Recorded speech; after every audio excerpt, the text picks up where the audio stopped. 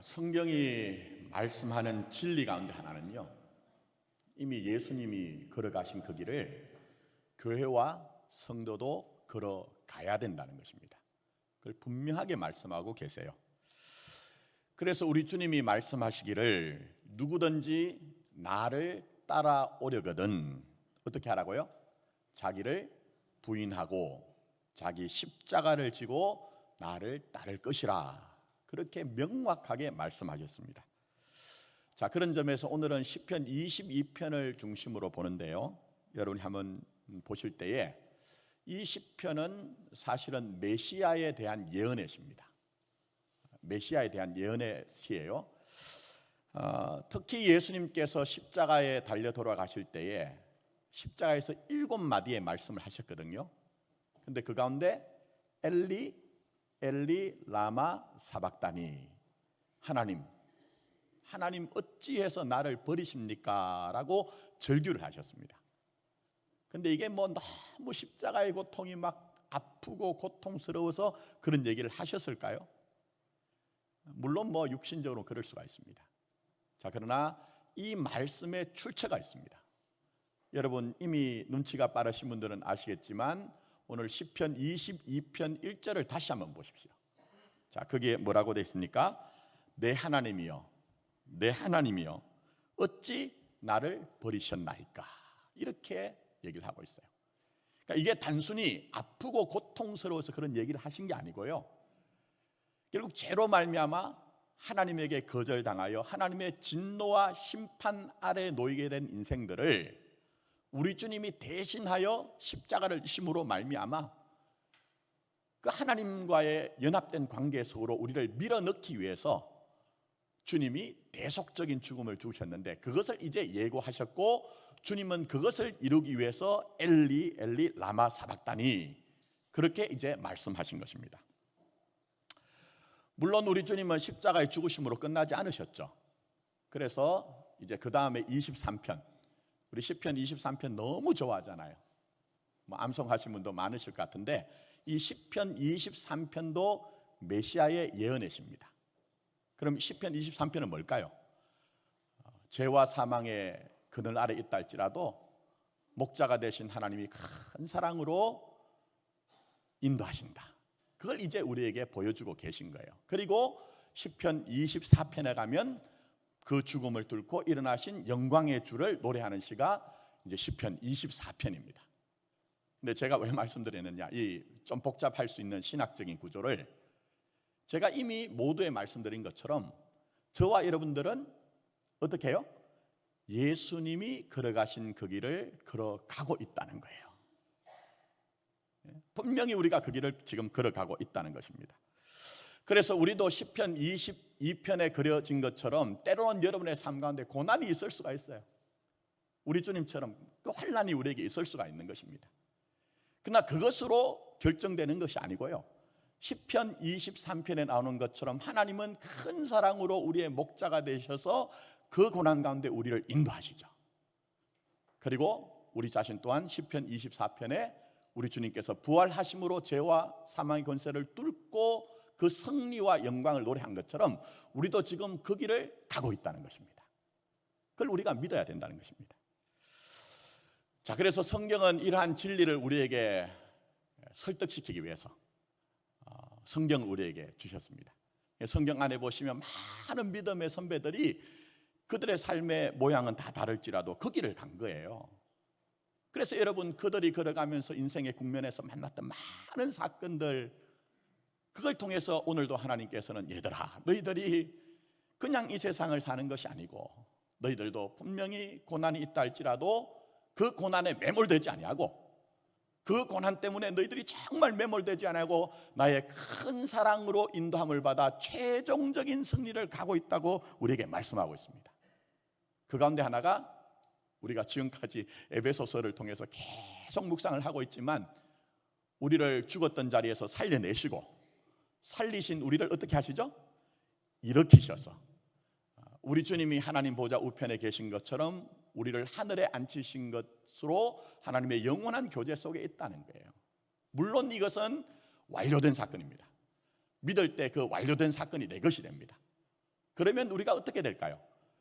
우리가 우리의 삶의 현실에서 우리가 시편 22편과 같은 그런 여러 가지 일들을 만난다 할지라도 하나님의 큰 사랑으로 그리스도와 함께 그리스도 안에서 우리가 영혼의 소생함을 입고 때때로 쓰러지고 넘어질 만한 자리에 일으킴을 받아서 하나님과 영원히 동거하는 그런 삶을 살아낼 수가 있다는 거예요.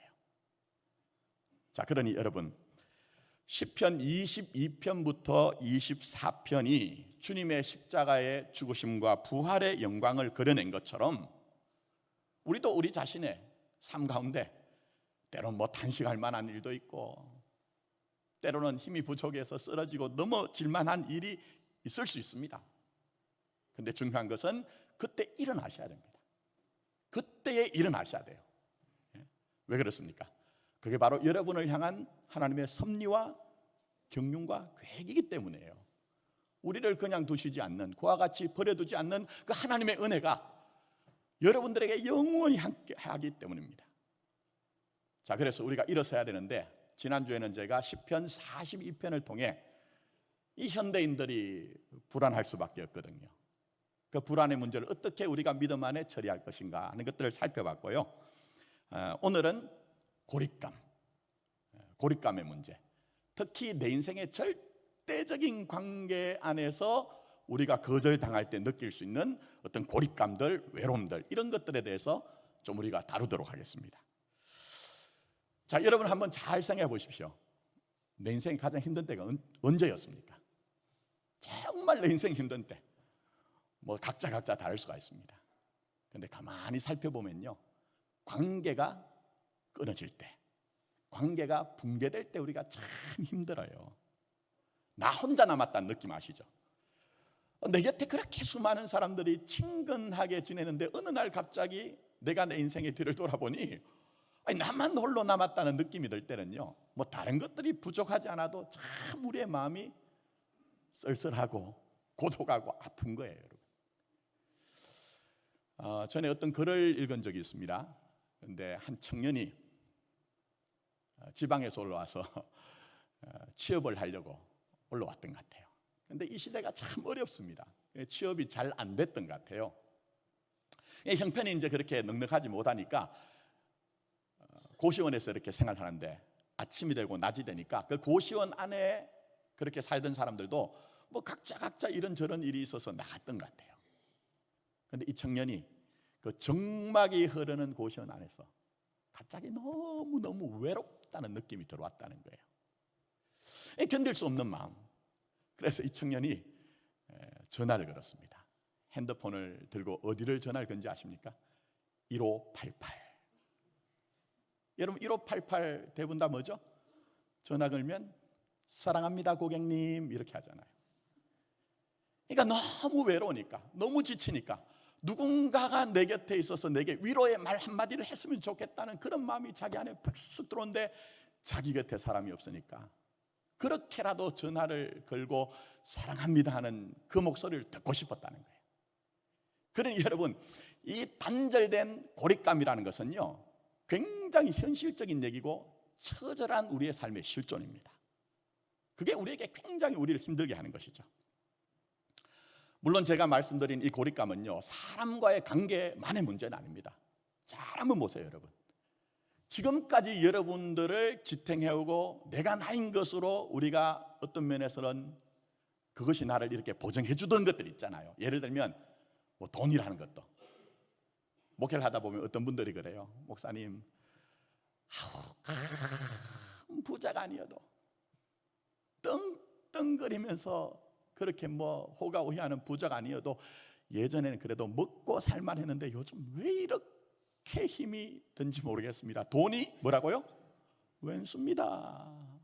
돈이 왼수입니다. 어떤 분들은요, 그동안 자기가 유지하고 오던 사회적인 그 신망들, 명예들이 어느 날 한순간 그게 무너질 때 그것 때문에 참 몸부림을 치는 것을 볼 수가 있습니다. 사람만의 문제는 아니고요, 우리가 정말 나를 나답게 하는 것들이 우리에게 끊어지고 그것이 내게 등을 돌리고 나에게 떠나갈 때 어떤 것보다도 더 아프고 힘든 것이 우리의 삶의 실존입니다. 근데 이건 전부 다 어떤 면에서는요, 이 땅에 사는 사람들은 다 겪을 수 있는 일입니다.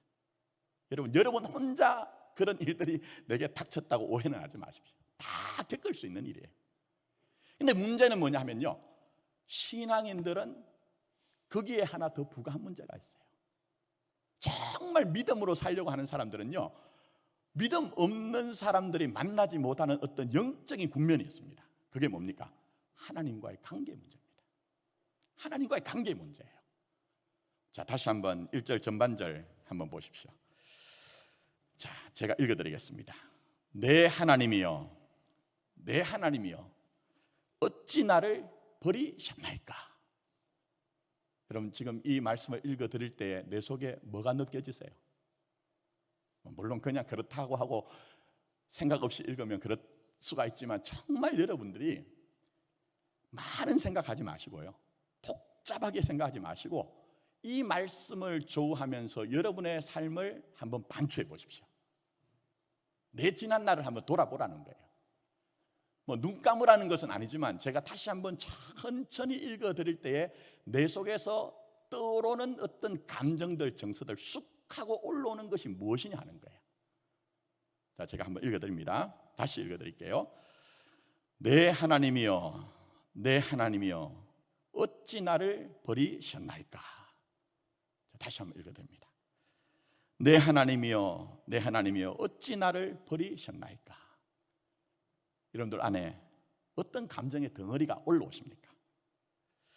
정말 여러분이 진실하게 중심의 진실을 가지고 여러분 자신을 만나셨다고 하면요, 이게 낯선 것이 아닙니다. 우리도 지금까지 살아오면서요, 사실은 다른 사람들에게 이렇게 믿음으로 살고 있습니다, 은혜 아래 살고 있습니다 하지만 종종 하나님이 너무 낯설게 보이는 경우를 만난 경우가 많이 있어요. 심지어는 하나님이 나를 외면하시고 하나님이 나를 거절하셔서 하나님 어디 계신 것입니까?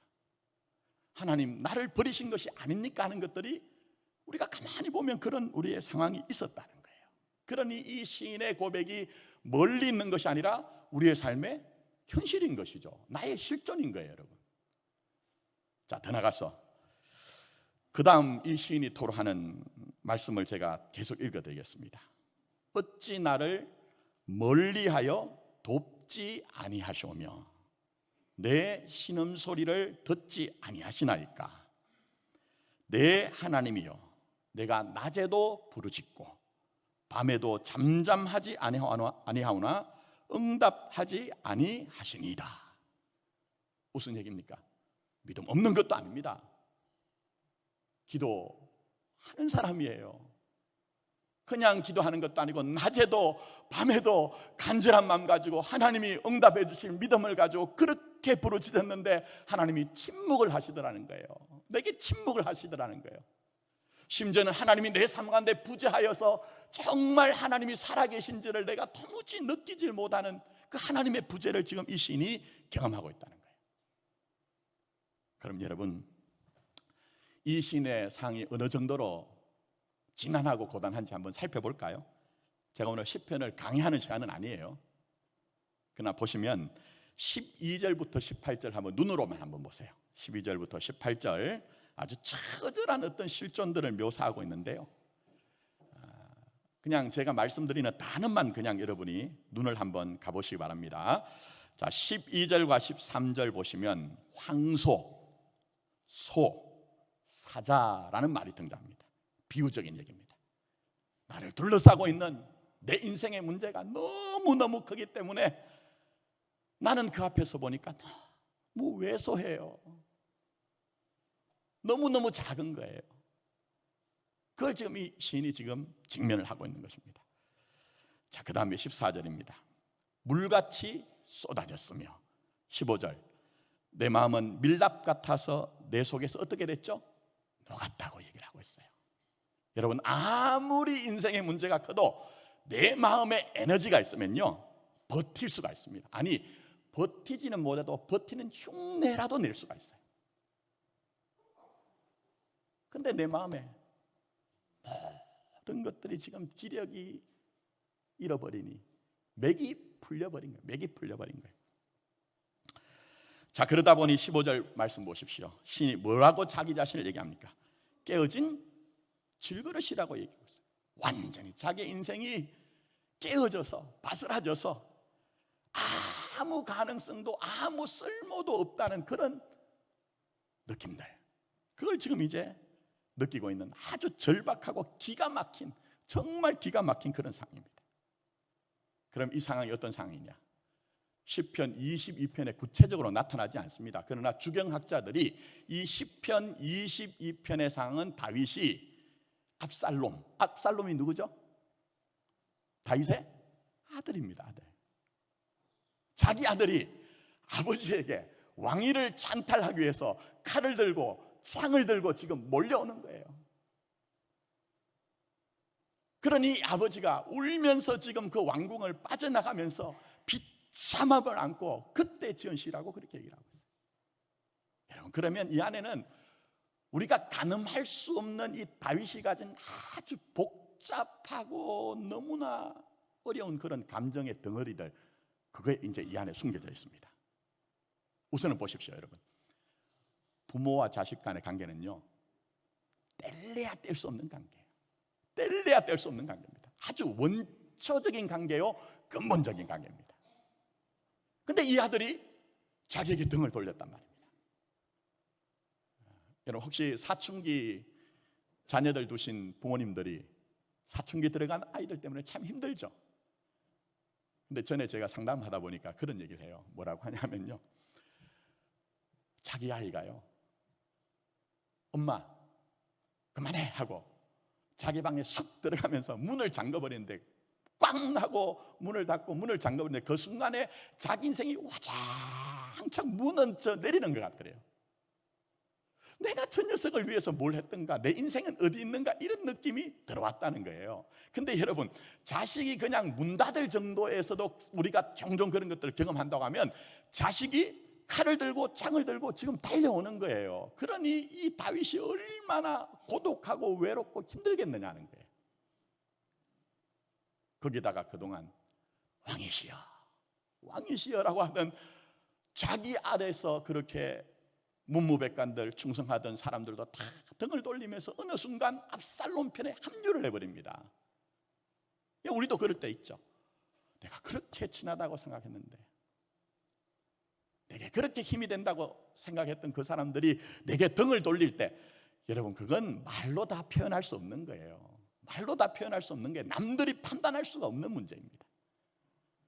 그런데 그 가운데 아히도벨이 있습니다. 아히도벨이 압살롬의 모사가 됩니다. 아히도벨이 누구죠? 아히도벨이 밧세바의 할아버지입니다. 이 말은 무슨 얘기냐면요, 여러분 아신 것처럼 다윗이 한순간 커다란 실수를 했습니다. 그 이후에 하나님 앞에 나가서 정말 정한 마음과 정직한 영을 달라고, 내게 구원의 감격을 기쁨을 빼앗아가지 말아달라고 그가 침상을 눈물로 띠를 뜨면서 회개를 했거든요. 그래서 하나님이 덧입혀주신 의로 말미암아 다시 일어날 수가 있었어요. 근데 그 밧세바의 할아버지가 압살롬에게 합류를 하는 순간 과거의 그 수치스러운 죄가 등장을 하면서 자기의 의와 정당성을 다 잃어버린 거예요, 여러분. 그런데 여기에 등장하는 이 다윗의 마음이 조금 공감이 되십니까? 우리가 그런 심각한 상황은 아닐지라도. 자, 그래서 그 고통의 정도가 어디냐? 14절 한번 보십시오. 14절에 내 모든 뼈가 어떻게 됐다고요? 어그러졌다는 거예요.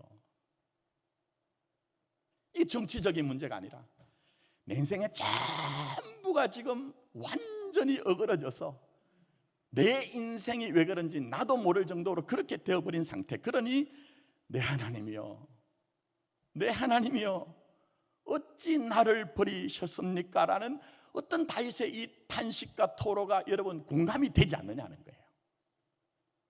근데 문제는 우리가 이런 모양은 아닐지라도 우리도 우리의 삶의 국면에서 때때로 우리가 다 믿음으로 사는 것처럼 보여져도 우리의 그 삶의 속살 속에서는 때때로 우리가 하나님 앞에, 하나님 어찌하여 하나님 나를 이렇게 외면하십니까? 나를 버리십니까? 라는 그런 마음이 우리에게도 있더라는 거예요. 낯설지 않더라는 거예요, 여러분. 그럼 어떻게 해야 됩니까? 영원히 그렇게 하나님에게 버림을 받고 하나님에게 유기를 당한 것처럼 하나님 앞에서 우리가 아픔과 고통만 토로하고 불평만 하는 인생이 돼야 되겠느냐는 거예요. 그런데 오늘 시편 22편은 우리에게 전혀 새로운 가능성을 보여주고 있습니다. 그 전혀 다른 어떤 선택을 우리에게 보여주고 있는 것입니다. 과연 그것이 무엇일까요? 먼저 하나님은 우리에게 말씀하십니다. 그럼에도 불구하고 여전히 그곳에 계신 하나님을 의식하고 그를 붙들라고 말씀하고 계세요. 그럼에도 불구하고 여전히 그곳에 계신 하나님을 의식하고 하나님을 붙들라고 우리에게 말씀하고 계십니다. 여러분 시편 22편 말씀 한번 전체를 한번 읽어보십시오. 다시 얼마나 혼란스러워한지 모릅니다. 얼마나 아파하는지 모릅니다. 하나님이 나를 유기하시고 하나님이 내 삶 가운데서 침묵하시고 부재하신다고 할 때 이 다윗이 얼마나 고통스러웠느냐 하는 것입니다. 그러나 놀라운 것은요, 그렇다고 해서 다윗이 하나님 버리지 않아요. 그렇다고 해서 다윗이 하나님을 떠나지 않습니다. 그 순간에도 끝까지 하나님을 붙들고 있어요. 여러분 말씀 한번 잘 보세요. 어느 한 구절이라도 하나님 섭섭합니다. 어떻게 저에게 그렇게 대접할 수가 있느냐 하는 거예요. 저 이제 하나님이 외면하랍니다. 하나님 찾아보지도 않을 거예요. 얼굴도 돌리지 않을 거예요. 이렇게 얘기하는 것이 아니라 그냥 끝까지 자기 안에 있는 절망, 그 절망조차도 그것이 이유가 돼서 주님을 떠나는 것이 아니고 그 절망을 안고 주님 앞에 나가는 거예요. 왜 그럴까요, 여러분? 다시 믿고 있는 게 있습니다. 그러함에도 불구하고 그곳에 하나님이 함께 계신다는 거예요. 그 처절함 속에서 내가 느끼기에는 하나님이 나를 버리신 것 같고 나를 유기한 것 같고 내가 그렇게 밤낮을 부르짖어도 응답하시지 않는 하나님인 것처럼 보여지지만 그곳에 하나님이 계시고 그곳에서 하나님이 지금 나와 함께 하신다는 거예요. 이게 바로 믿음입니다. 이게 바로 믿음이에요, 여러분. 어떤 분들은 그런 얘기합니다. 낙심하는 것, 절망하는 것을 죄라고 얘기하는 경우가 있어요. 물론 죄가 되는 낙심과 절망이 있습니다. 어떤 게 죄가 될까요? 그게 이유가 되어서요, 하나님을 떠나면 그게 죄가 되는 거예요. 그게 내게 이유가 되어서 하나님을 떠나면 그게 죄가 됩니다. 그러나 성경은 우리에게 때로는 그런 낙심과 절망이 죄라고 하지 않아요, 여러분. 오히려 그것이 이유가 되어서 우리가 끝까지 하나님을 의식하고 끝까지 하나님을 붙들면 그게 은혜의 시작이라고 얘기를 합니다. 그래서 보십시오. 성경에 나오는 모든 믿음의 선배들이 그런 길을 걸어갔잖아요. 우리가 성경을 묵상하면서 그들이 얼마나 우리와 닮아 있는지, 그들도 우리와 똑같은 삶을 살고 있다는 것이 우리에게 얼마나 위로가 되느냐 하는 거예요. 그런데 여러분, 우리도 때로는 하나님 왜 그렇게 멀리 계십니까? 우리도 때로는 하나님 왜 그렇게 내게 응답하시지 않습니까? 하는 마음 들 때가 있어요. 그러니 여러분 자기를 정죄하지 마십시오. 그러나 분명한 것은 그때도 그곳에 누가 계시죠? 하나님 계신 거예요. 그때도 그곳에 하나님 계신 거예요. 이런 믿음 가지고 끝까지 여러분들이 하나님을 의지하고 하나님을 붙들었으면 좋겠습니다. 그래서 보십시오. 오늘 다윗이 가진 이런 신앙의 의식이 어디로 등장하느냐? 시편 22편 전체가 이게 등장해요. 그런데 결정적으로는 이제 보시면은 그게 9절부터 10절 말씀 한번 성경을 한번 보십시오. 저는 설교가 늘 그렇지만 성경 안 보면 안 됩니다. 자, 보십시오. 자, 9절 말씀. 오직 주께서 나를 모태에서 나오게 하시고 내 어머니의 젖을 먹을 때 뭘 하였죠? 의지하게 했다는 거예요. 근데 여러분 이게 가당한 얘기입니까? 여러분들 자녀들 속에 누가 애가 태어났는데 얘가요 뭐 말을 하든 말을 하지 못하든 금방 태어난 갓난아이가 하나님 저 엄마 젖 빨려고 하는데요 제가 도무지 힘이 없으니 제게 힘 좀 주세요. 저는 주를 의지하겠습니다 하면 그 엄마는 어떻게 될까요? 그런 얘기 듣는 순간 놀라 까무러칩니다. 아이는 태어나서 절대 절대로 어린아이는 그런 얘기를 할 수가 없어요. 그건 괴물이지 사람이 아니에요. 자, 그 다음에 한번 보겠습니다. 10절. 내가 날 때부터 주께 맡긴 바 되었고 모태에서 나올 때부터 주는 뭐라고 하죠? 나의 하나님이 되셨나이다 얘기합니다. 아니 얼마나 신앙이 출중하길래 다윗은 나오면서 아니 주는 나의 하나님이십니다 이렇게 고백하느냐 하는 거예요. 근데 제가 말씀드린 것처럼 사람이란 존재는 절대 그렇지 않습니다. 그럼 이게 뭘 얘기하느냐 하는 거예요. 이게 뭘 얘기하느냐 하는 거예요, 여러분. 결정적인 것은 다시 한번 제가 읽어드리면 10절 말씀에 나오는 것입니다. 10절 말씀, 모태에서 나올 때부터 주는 나의 하나님이 되셨나이다. 무슨 얘기입니까, 여러분? 모태에서 나오는 것은 내 의지가 아닙니다. 모태에서 나오는 것은 내 의지가 아니에요. 근데 그렇게 내 의지가 없을 때 내가 인식하고 내가 어떤 면에서는 내 능력으로 하지 못하는 순간에도 그때의 하나님이 나의 하나님이었다고 하면 내가 이렇게 기가 막히는 상황, 때때로는 내가 하나님 앞에 나가서 하나님 나를 버리신 것 같은, 유기하신 것 같은 그런 느낌이 들 때도, 내가 정말 하나님이 나의 구원자라는 믿음을 가지고 그렇게 밤낮 부르지도 응답이 없는 하나님의 침묵과 그 부재를 경험할 때도, 그때도 하나님은 나의 하나님이 되신다는 거예요. 내가 내 실력으로, 능력으로, 의지로 내가 못해서 나온 것이 아닐 때도 하나님이 나의 하나님이셨던 것처럼 이 기가 막히는 상관돼서 여전히 하나님은 나의 하나님이 되신다는 거예요. 혹시 우리 가운데 삶의 여러 국면들 속에 내게 절대적이었다고 생각하는 것들이 내게 등을 돌리고, 심지어는 내가 그렇게 바라봤던, 우리 아무리 힘들어도 하나님이 내 편이라는 의식만 있으면 힘낼 수 있잖아요. 내가 지금 겪고 있는 일들, 신앙의 의미가 있으면 그래도 다 견딜 수가 있는데, 때때로는 그런 것들조차도 우리가 바닥까지 내려가서 그게 다 상실되었다고 느끼시는 분이 계십니까?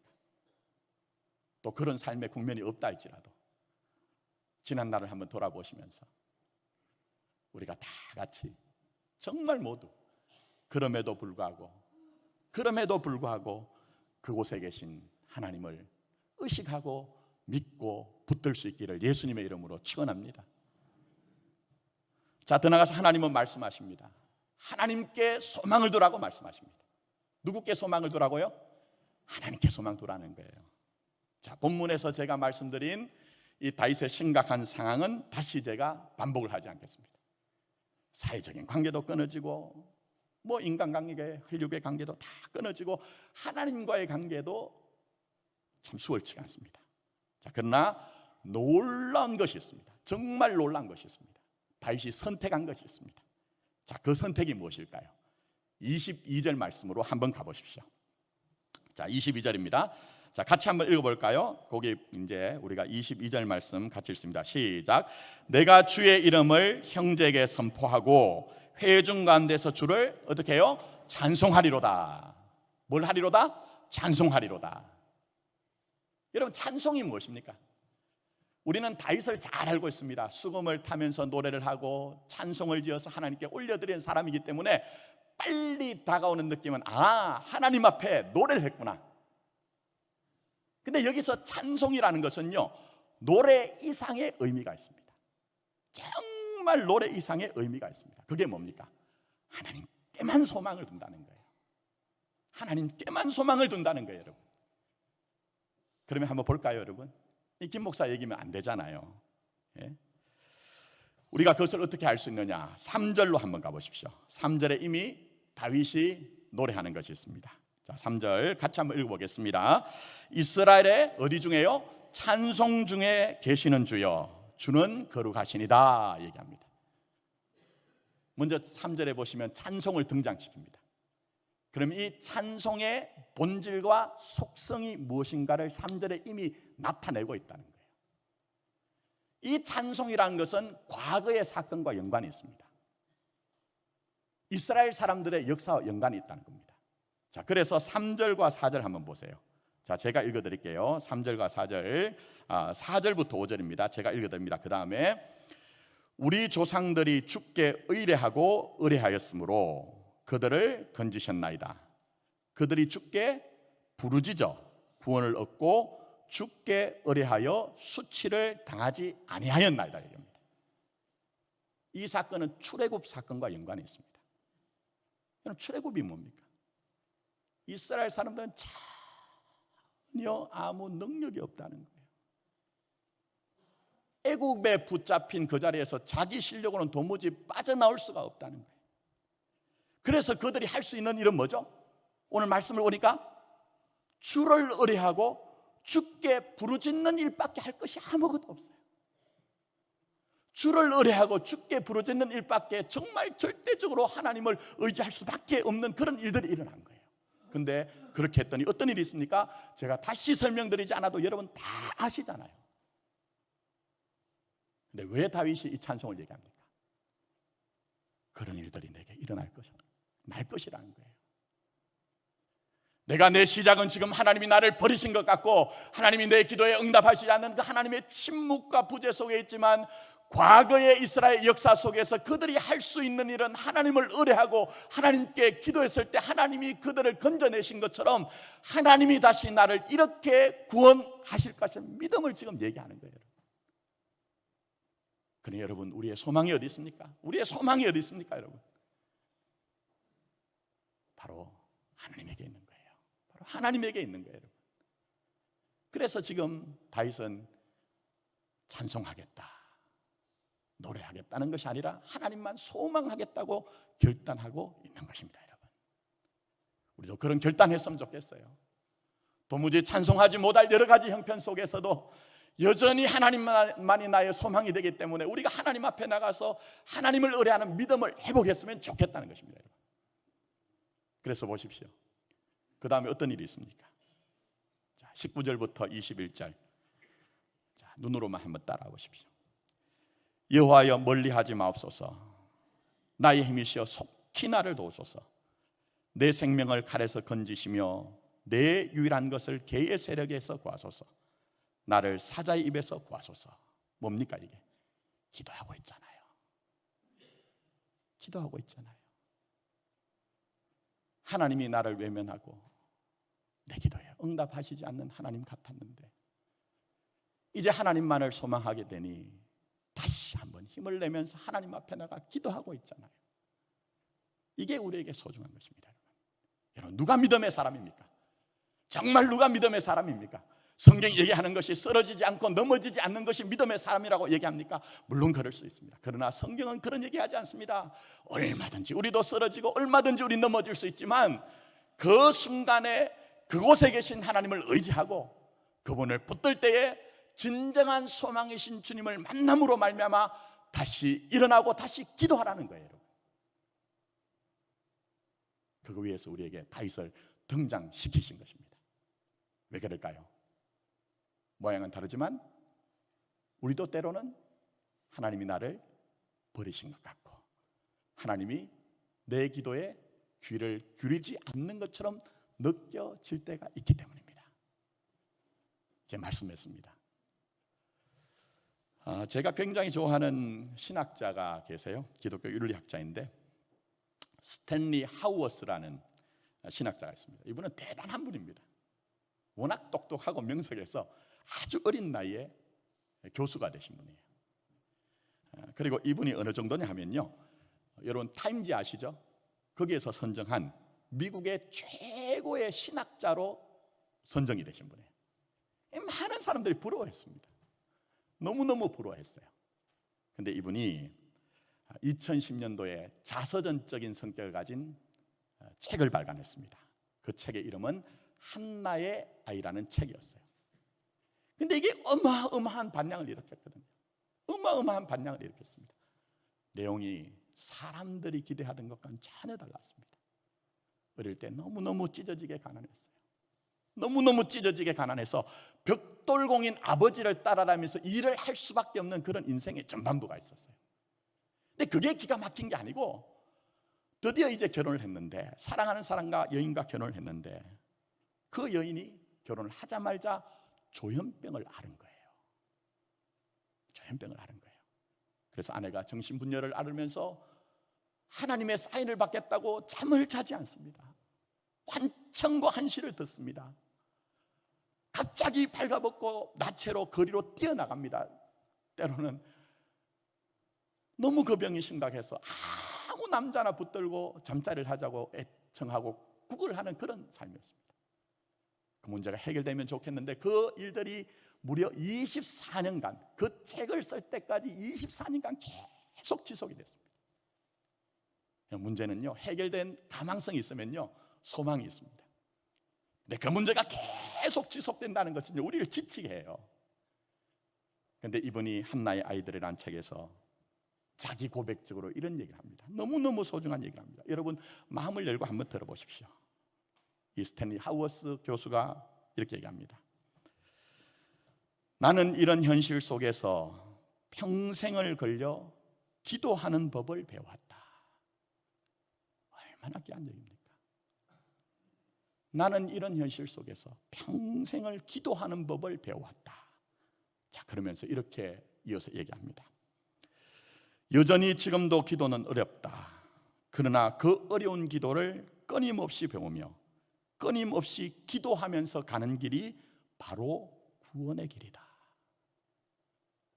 여러분, 이 신학자의 고백이 다윗을 닮아 있지 않습니까?